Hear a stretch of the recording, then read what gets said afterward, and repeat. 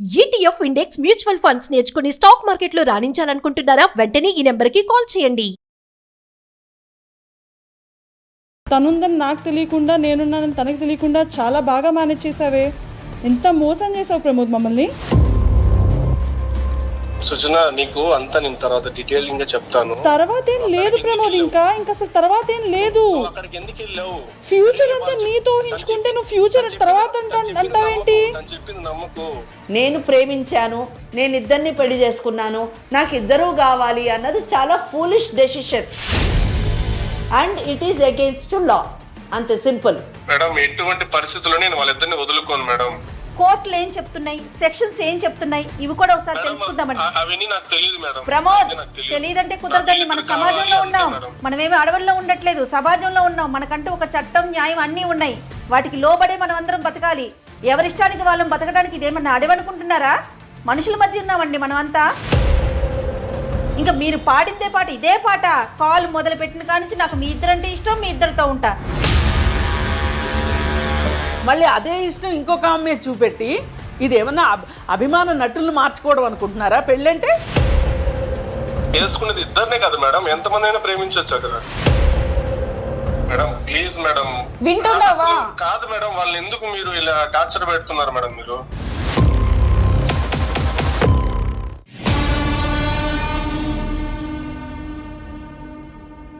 కాళ్లలో నొప్పి, నరాల వాపు వంటి లక్షణాలతో బాధపడుతున్నారా? వెరికోస్ వెయిన్స్ లో అత్యాధునిక చికిత్స ఏవిస్ వాస్కులర్ సెంటర్. కాదమ్మా, వీళ్ళిద్దరూనేమో మాకు అతను కావాలని అంటున్నాడు. మరి అసలు అతనేమంటున్నాడు విందాం. మరి ఒకసారి కాల్ చేయండి ప్రియా, ఏమంటున్నాడు.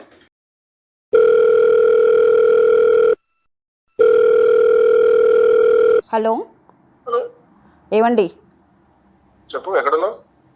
ఇంటికి ఎప్పుడు వస్తున్నారు? నువ్వు ఎక్కడున్నావు ఫస్ట్ అది చెప్పు. నువ్వు ఇంటికి ఎప్పుడు వస్తున్నావు? నేను ఇంట్లోనే ఉన్నాను. నువ్వు ఎక్కడున్నావు? ఇంట్లో లేవే నువ్వు? అవును, ఇంట్లో లేను. నువ్వు వెళ్ళిపో అని చెప్పావు కదా. వెళ్ళిపో అని చెప్తే వెళ్ళిపోతావా? అవును. నీ ఇష్టమా అంతా? నేను ఎక్కడికి వెళ్ళిపోవాలి మరి? వెళ్ళిపో అంటే వెళ్ళిపోతావా? నీ ఇష్టమా అంతా? పాప ఎక్కడుంది? నువ్వు ఎక్కడ? నా దగ్గర ఉంది. పాప కూడా నా దగ్గరే ఉంది. ఫస్ట్ నువ్వు ఇంటికి రా, మాట్లాడదాము. ఫోన్ లో ఎన్ని మాట్లాడడానికి కాదు. నువ్వు ఫస్ట్ ఇంటికి రా. నువ్వేం చెప్పావు నన్ను? సరే చేశాను, చెప్పాను కదా, ఒప్పుకున్నాను కదా. లేదు, ఇంటికి రా. లేదు, నేను రాలేను. నాకు ఏదో ఒకటి న్యాయం చెయ్యి, నువ్వు నేను ఇంటికి వస్తాను. కానీ అప్పటి వరకు నేను రాలేను. నోరు మూసుకుని ఇంటికి రా. పాప టెన్షన్ పెట్టకురా. నేను రానండి. నీ మీద ఎంత ప్రేమ పెట్టుకున్నా తెలుసా? నువ్వు నన్ను ఎంత మోసం చేసావు తెలుసా? ప్లీజ్, ఊరికే ఏడ్చి నన్ను ఇరిటేట్ చేయకు. ఊరికే ఇట్లా ఏడ్చి నేను అమ్మ వాళ్ళని కూడా వదిలేసి వచ్చాను తెలుసా? నేను ఇప్పుడు నువ్వు నన్ను ఎంత ఏడిపిస్తున్నావు తెలుసా? పాప ముఖం చూసాను. నువ్వు అసలు నువ్వు ఎందుకు ఇలా చేస్తున్నావు నాకు అర్థం కావట్లేదు. పాప ముఖం చూసాను కాబట్టి నేనేం అనట్లేదు. నిన్ను ఎప్పుడు ఏడుస్తూనే ఉంటావు. వెళ్ళగొట్టావు నన్ను. ఎవరికి చెప్పుకోవాలి నేను? నేను అమ్మ వాళ్ళ ఇంటికి వెళ్ళాను. ఏడు బాబు నన్ను ఏడ్చుకో, ఇరిటేట్ చేయకు నన్ను ఊరికే. పాప ఎక్కడుంది? నువ్వు ఎక్కడున్నావు? నేను న్యాయం కోసం వచ్చాను ఇక్కడికి. ఎక్కడికి వెళ్ళావు? పోలీస్ స్టేషన్కి వెళ్ళావా? వెళ్ళు. ఏం నాకేం భయమా? ఎవరు కావాలి నీకు? ఫస్ట్ నీకు ఎవరు కావాలి? తను కావాలా నేను కావాలా? నేను ఏ పరిస్థితుల్లో తను చేసుకోవాల్సి వచ్చిందో నీకు చెప్పాను కదా. నీకు చెప్పకపోతే అది తప్పు అవుతుంది. నీకు చెప్పాను కదా. చూడు ప్రియా, నా మాటను. నువ్వు ఎక్కడున్నావు కరెక్ట్ గా చెప్పు. నాకు ఊరికే నాకు మెంటల్ ఎక్కించు. న్యాయం కోసం వచ్చాను ఇక్కడికి. న్యాయం కావాలంటే ఎక్కడికి వెళ్ళావు? నేను సుమన్ టీవీ దగ్గరకు వచ్చాను. నీకు ఎవరు కావాలి? నేను కావాలా, సృజన కావాలా? ఇప్పుడు అదంతా కాదు. అవును, నాకు కావాలి ఫస్ట్. నేను కావాలా, సృజన కావాలా ఫస్ట్? తన గురించి నీకు ఎందుకు ఇప్పుడు? అవును, ఇక్కడే ఉంది సృజన కూడా. తన అక్కడ ఎందుకు ఉంది? అవును, మేమిద్దరం వచ్చాము ఇక్కడికి. తన అక్కడ ఎందుకు ఉంది? ఉంది. మాట్లాడు, టెన్షన్ పెట్టకు నాకు. ప్రమోద్, నేను సృజనాని మాట్లాడుతున్నాను. హలో, నువ్వేనా? సృజనాని మాట్లాడుతున్నాను ప్రమోద్. తనుందని నాకు తెలియకుండా నేనున్నానని తనకు తెలియకుండా చాలా బాగా మేనేజ్ చేసావే. ఎంత మోసం చేసావు ప్రమోద్ మమ్మల్ని.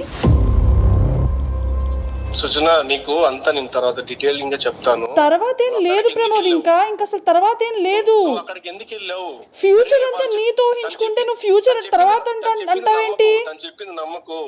నమ్మద్దేంటి? నీ ఫోటోలు ఉన్నాయి, నీ పెళ్లి ఫోటోలు ఉన్నాయి, పాప ఫోటోలు ఉన్నాయి, ఇంకేం కావాలి? నమ్మద్దంటావేంటి?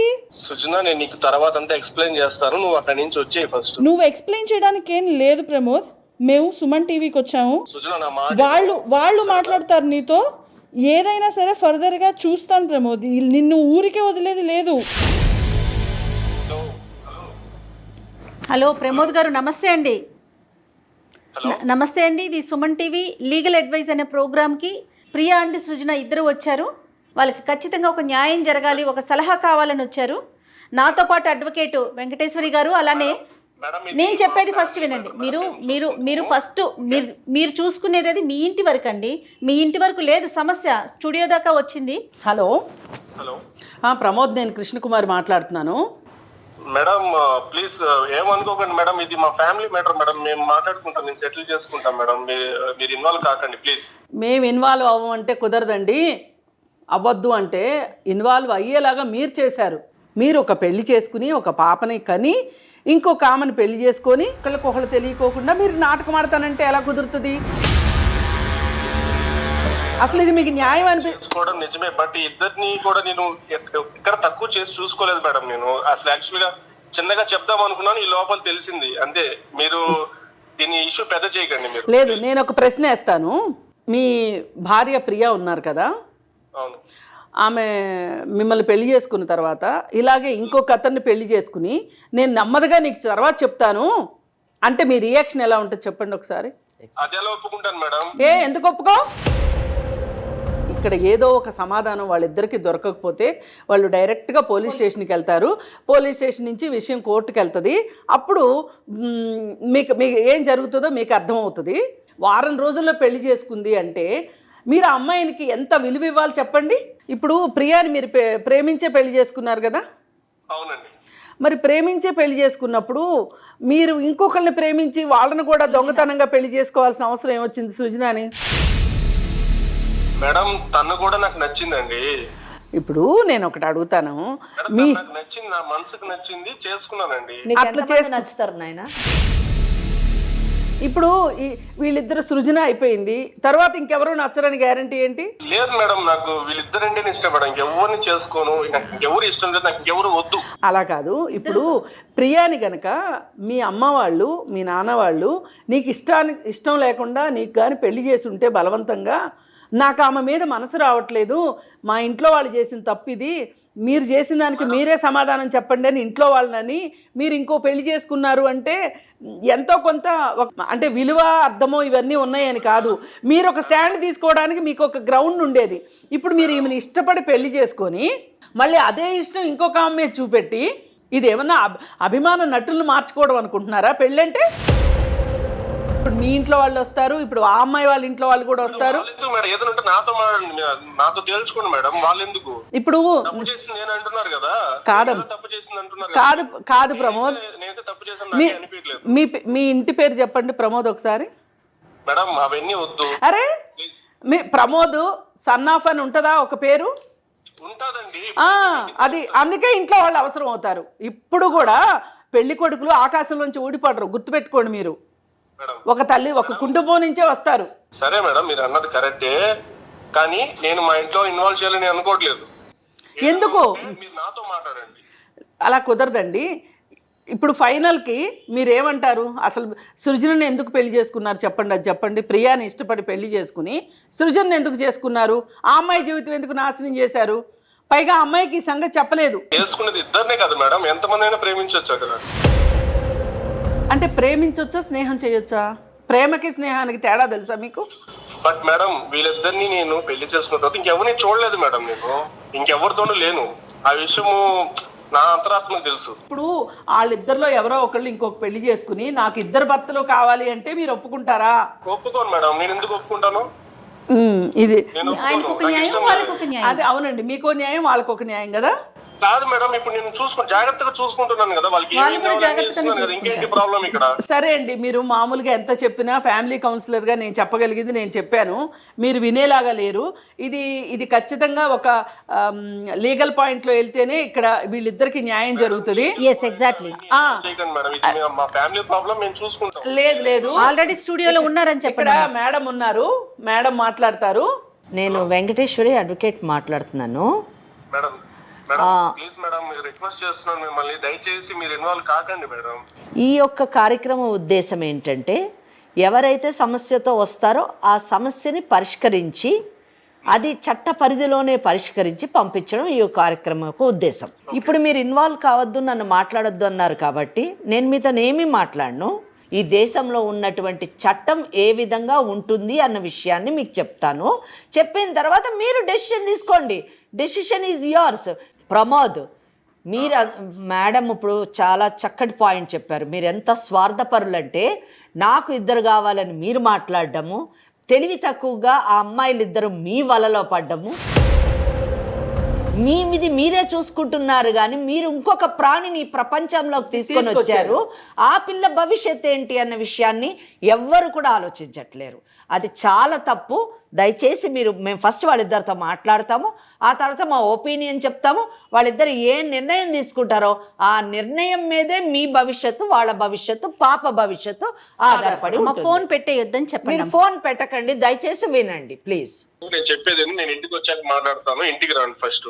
లేదమ్మా, అట్లా ఇంటికి రారు. వాళ్ళు ఒక న్యాయం కోసం ఇక్కడికి వచ్చారు. వాళ్ళకు మేము ఒక దారి చూపించకుండా మేము పంపం, ఒక ఐడియా ఇస్తాం వాళ్ళకి.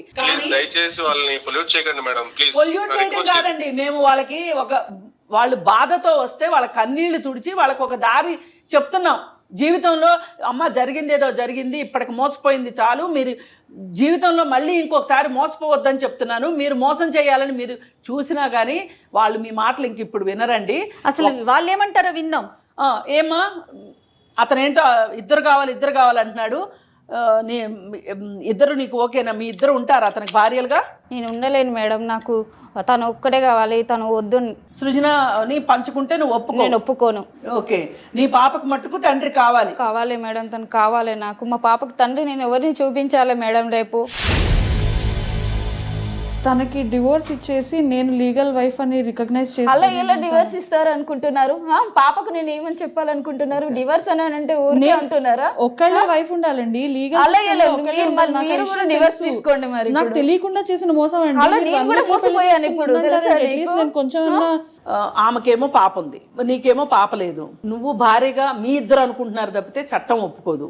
కాబట్టి అసలు నువ్వేమనుకుంటున్నావు చెప్పు? ఆ పాప జీవితం ఆలోచించి చెప్పు ఒక మాట. సాటి ఆడదానిక నేను ఒప్పుకుంటానండి ఆవిడ బాధ, కానీ నాకు ఏమనిపిస్తుంది అంటే మీరు కూడా ఆవిడ పక్షంగానే మాట్లాడుతున్నారు అనిపిస్తుంది. నాకు జరిగిన అన్యాయాన్ని మీరు గమనించట్లేదు. నాకు తెలియకుండా తను నన్ను పెళ్లి చేసుకున్నాడు, తను వద్దనుకునే కదా నన్ను ఇంకొకరిని చూసుకున్నాడు. మేమిద్దరం ప్రేమించుకుని పెళ్లి చేసుకున్నాం. నువ్వు ఇంటికి వచ్చేసాయి, నిన్ను పాపని చూసుకుంటానంటున్నాడు, ఇద్దరిని చూసుకుంటానంటున్నాడు. మరి నీకు ఓకేనా? ఇద్దరు లేదు తను వద్దనుకున్నాడు కాబట్టే నా దగ్గరకు వచ్చాడు, కాబట్టి తనకి డివోర్స్ ఇచ్చి నన్ను పెళ్లి చేసుకోమని నాకు మరి సరే అమ్మా, మీ ఇద్దరికి పిల్లలు లేరనుకో, డివోర్స్ తీసుకున్నారంటే అది వేరే విషయం. ఇప్పుడు ఆ పాప ఉంది, ఆ పాప సంగతి ఏంటి? నాకు డివోర్స్ ఇవ్వమని ఎలా అంటున్నావు నువ్వు? నన్ను ఇష్టపడి పెళ్లి చేసుకున్నాడు, నన్ను ప్రేమించి చేసుకున్నాడు, నువ్వు డివోర్స్ ఎలా అడుగుతున్నావు? నన్ను కూడా ప్రేమించే పెళ్లి చేసుకున్నాడు. అవును, ప్రేమించి పెళ్లి చేసుకున్నాడు. నన్ను మోసం చేశాడు ఫస్ట్, ఇప్పుడు నిన్ను చేసుకుని నన్ను కూడా మోసం చేశాడు. ఇప్పుడు తెలిసింది కాబట్టి నేను ఫర్దర్ గా అట్లా చేయనివ్వను. నన్ను రీసెంట్ గా నన్ను పెళ్లి చేసుకున్నాడు, నాకు తెలియకుండా పెళ్లి చేసుకున్నాడు, నన్ను మోసం చేశాడు కరెక్టే, కానీ మారుతాడు, నేను మార్చుకుంటాను. అంటే నా పరిస్థితి ఏంటన్నట్టు ఇప్పుడు నా పాప పరిస్థితి ఏంటి? తర్వాత మేడం చెప్తారు, అడ్వకేట్ లేదు నేను ఒప్పుకోను. అసలు నీకు డివోర్స్ ఇవ్వమని చెప్పేస్తాను నేను. అసలు నాది రికగ్నైజ్ అవ్వట్లేదు, అదే నా బాధ. ఏమండి వింటున్నారా మీరు? ఏమంటున్నారో మేడం ప్లీజ్ మేడం. వింటున్నావా? కాదు మేడం, వాళ్ళని ఎందుకు మీరు ఇలా టార్చర్ పెడుతున్నారు మేడం? మీరు అసలు టార్చర్ పెట్టినాడు, నువ్వు బాగానే ఉన్నావు బ్యాక్గ్రౌండ్ లో.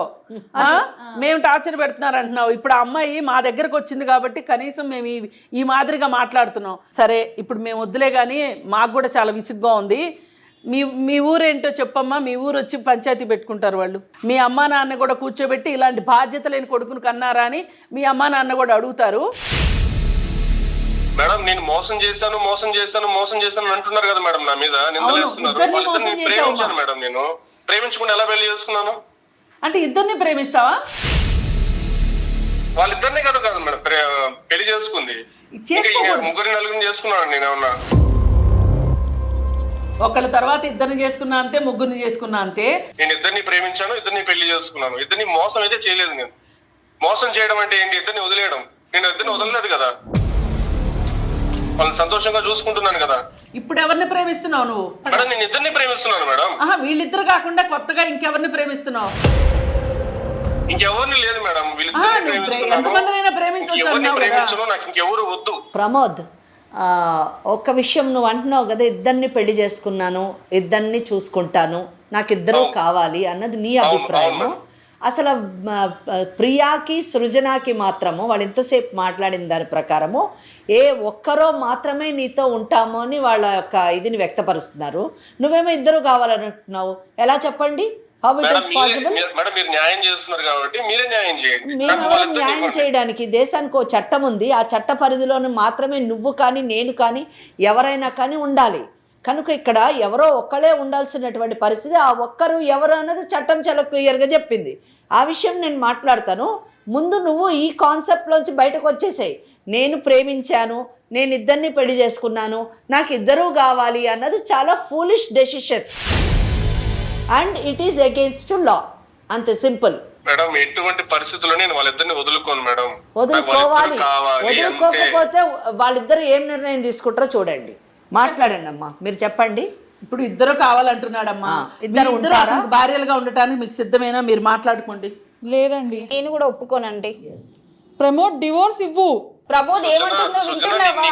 డివోర్స్ తీసుకుంటావా? నాకు చేస్తాను, నువ్వు అక్కడి నుంచి వచ్చేయి, నాకు నువ్వు కావాలి. ప్రియా కావాలా, సృజన కావాలా?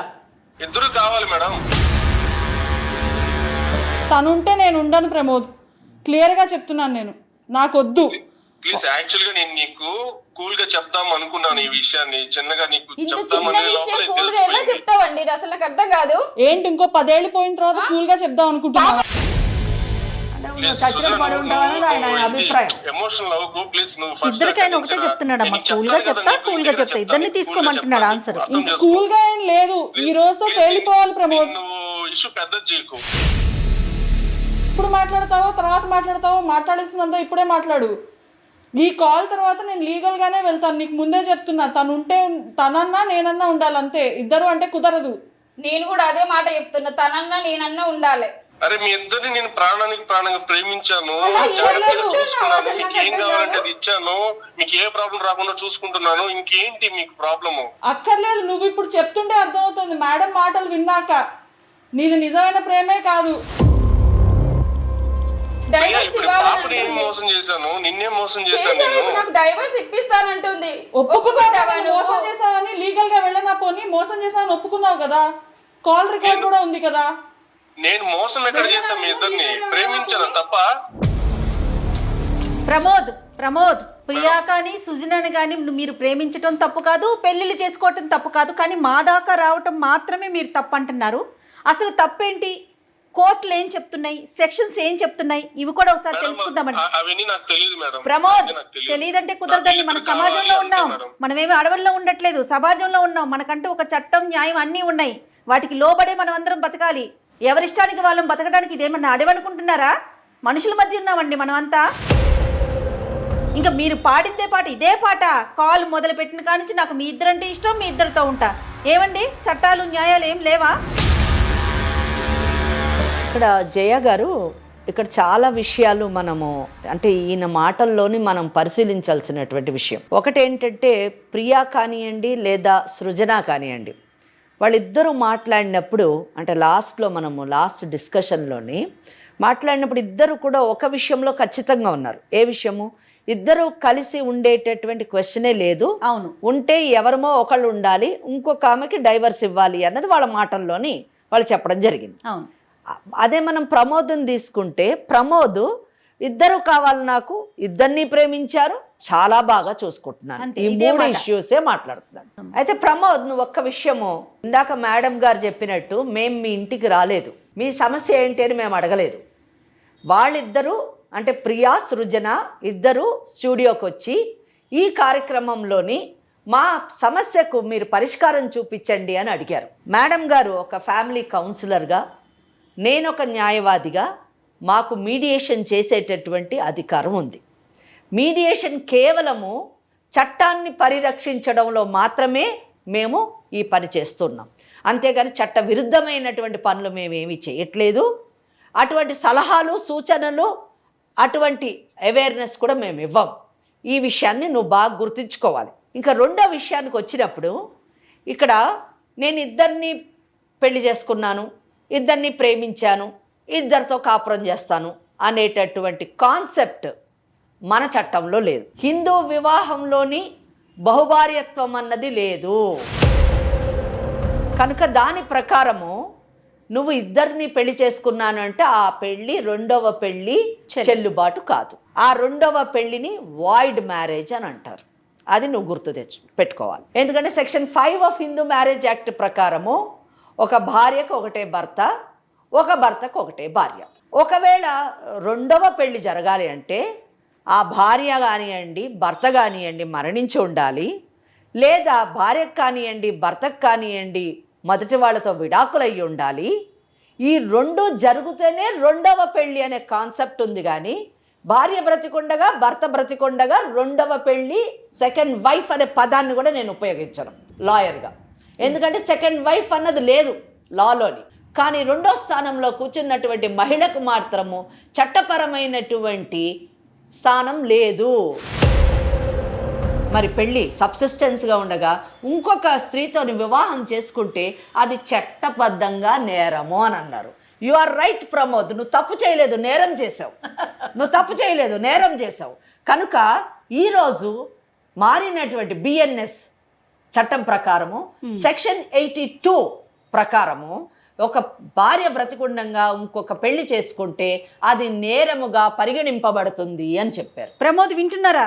వింటున్నాను మేడం. అదే సెక్షన్ 82(1) ప్రకారము ఒకవేళ ఈ అమ్మాయి అంటే ప్రియా తన పెళ్లి సబ్సిస్టెన్స్గా ఉండగా, తన బ్రతికుండగా సెక్షన్ 5 ఆఫ్ హిందూ మ్యారేజ్ యాక్ట్కి వ్యతిరేకంగా ఈయన ఇంకొక పెళ్లి చేసుకుంటే ప్రమోద్, ఈ అమ్మాయి కానీ కంప్లైంట్ ఇస్తే 8 సంవత్సరాలు శిక్ష, ఫైన్ కూడా పడేటటువంటి అవకాశం.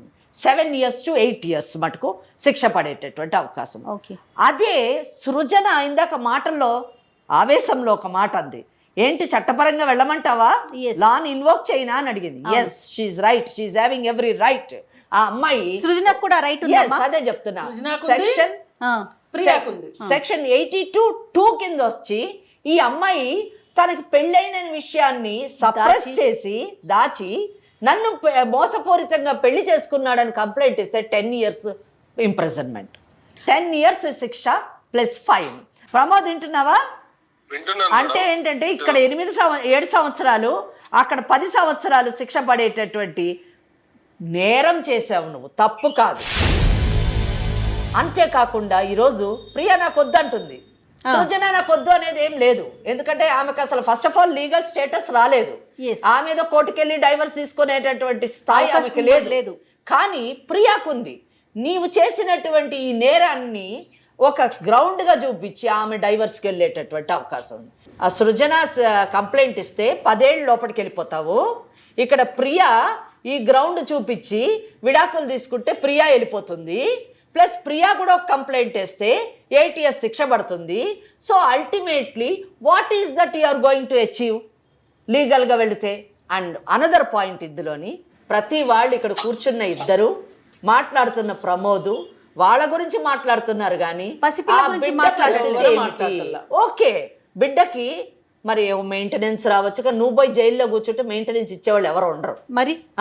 సో మెయింటెనెన్స్ ఉండదు. కానీ సుప్రీంకోర్టు అండి ఇందిరా శర్మ అనే కేసులోని ఎంత బాగా చెప్పిందంటే, అంటే అజ్యూమింగ్ ఫర్ ఎ మినిట్ వీళ్ళిద్దరూ కలిసి ఒక అండర్స్టాండింగ్లోని చట్టం దృష్టికి వెళ్లకుండా ఏదో మేనేజ్ చేసి నడిపిస్తే మరి రేపు అటువంటి సందర్భాల్లో బిడ్డలు ఏం కోల్పోతారు అనే విషయానికి వచ్చినప్పుడు సుప్రీంకోర్టు ఎంత బాగా చెప్తుందంటే, ఏలినేషన్ ఆఫ్ ఎఫెక్షన్ అంటే ప్రేమలో కూడా భాగాన్ని కోరుకునేటటువంటి భాగాన్ని వేరే వాళ్ళకి పంచిపెడితే ఆ భాగాన్ని ఈ చైల్డ్ కోల్పోతుంది.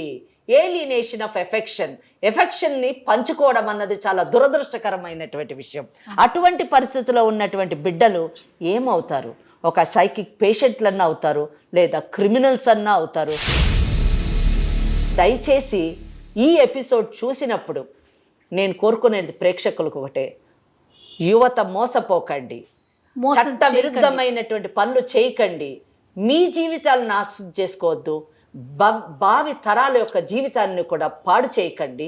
ప్రమోద్, నేను చెప్పిన ప్రతి మాట ఎవరిని పొల్యూట్ చేయడానికి కాదు, సమాజాన్ని సక్రమమైనటువంటి దిశలోని నడిపించడానికి, మన వివాహ వ్యవస్థని ప్రొటెక్ట్ చేయడానికి ఇప్పుడైనా నీ భార్య గురించి, నీ బిడ్డ గురించి ఆలోచించు, ఒక సరైనటువంటి నిర్ణయం తీసుకో. లేకపోతే మాత్రం నువ్వు చాలా సమస్యల్లోని, చట్టపరమైనటువంటి సమస్యల్లోని ఇరుక్కోవాల్సి వస్తుంది. అలాగే నేను సృజనకి చెప్పదలుచుకున్నాను, నేను ప్రియాకి ఏమి చెప్పదలుచుకోలేదు. I'm very very happy and very comfortable and I appreciate Priya. ఎందుకంటే భార్య స్థానం ఎప్పటికైనా పదిలం. ఆ స్థానాన్ని కాపాడవలసినటువంటి బాధ్యత ఫ్యామిలీ కౌన్సిలర్స్ లాంటి వాళ్ళకి కానివ్వండి, ఇటువంటి ఛానల్స్ వారికి కానివ్వండి, లేదా మాలాంటి లాయర్స్ పైన, మా పైన ఉన్నది. ఎందుకంటే భార్య స్థానానికి బీటలు వాటినప్పుడు వివాహ వ్యవస్థ కూలిపోతుంది. కనుక అటువంటి పరిస్థితిలోని అటువంటి అవేర్నెస్ కానీ, అటువంటి సలహాలు కానీ మేము ఇవ్వము.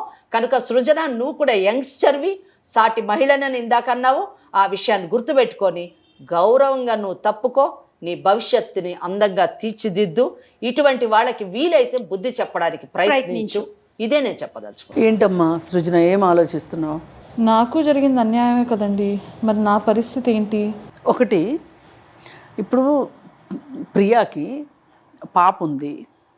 పాప భవిష్యత్ దృష్ట్యా అతని తప్పుని క్షమించాల్సిన పరిస్థితిలో ప్రియ ఉంది.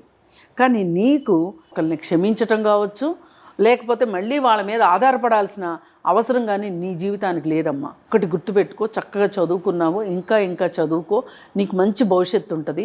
ఎందుకంటే ఇలాంటి లీగల్గా సరైన స్టాండ్ లేని పొజిషన్లో నువ్వు ఎందుకు ఉండాలి? నీకేం తక్కువ? నువ్వు తెలిసి దిగలేదు, తెలిస్తే దిగేదానివి కాదు.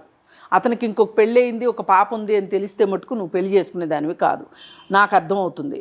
అందుకోసం ఏంటంటే, ఎందుకు ఆ పెళ్ళైన వాడు అప్పుడంటే తెలియలేదు, ఇప్పుడు తెలిసింది. అతని వెనక షాడోగా ఉండాల్సిన కర్మ నీకేంటి? నువ్వు నీ జీవితం నువ్వు గడుపు. ఒక్కటే, నువ్వు తొందరపడ్డావు, అంతకంటే చేసింది ఏమీ లేదు. నువ్వు ఇప్పుడు మట్టుకు అతన్ని శిక్షించవా అనేది నీ ఆప్షను. కానీ నేను కోరుకునేది ఏంటి అంటే, నువ్వు జీవితంలో స్థిరపడాలి. ఒక వ్యక్తిత్వం ఉన్న అమ్మాయిలాగా ఆత్మస్థైర్యంతో నీ కాళ్ళ మీద నువ్వు ఆర్థికంగా నిలబడి నీకు నచ్చిన అతన్ని నువ్వు పెళ్లి చేసుకోవాలని కోరుకుంటున్నాను. ఇదిగో ప్రమోద్, ఇప్పుడు దాకా వాళ్ళని పొల్యూట్ చేయకండి, వాళ్ళని అది చేయొద్దు, ఇది చేయొద్దు అని ఏవేవో మాట్లాడావు కదా.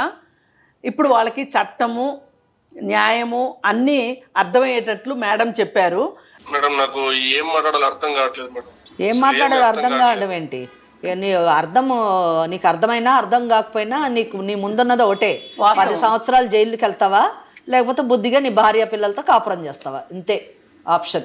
జీవితం అన్న తర్వాత, భార్యాభర్తలు అన్న తర్వాత పొరపొచ్చాలు వస్తూ ఉంటాయి, ఇలాంటి ఆకర్షణలకు లోనవుతూ ఉంటారు, దాన్ని ప్రేమని ముద్దు పేర్లు పెట్టుకుంటూ ఉంటారు.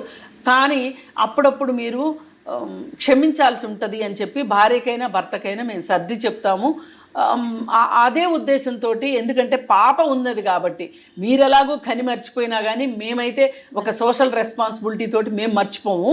అందుకని పాప కోసం ప్రియాని కన్విన్స్ చేస్తాము. ఇక నుంచి అయినా సరే అతను మారతాడు, మారకపోతే అతని మెడన కత్తి వేలాడుతూనే ఉంటుంది.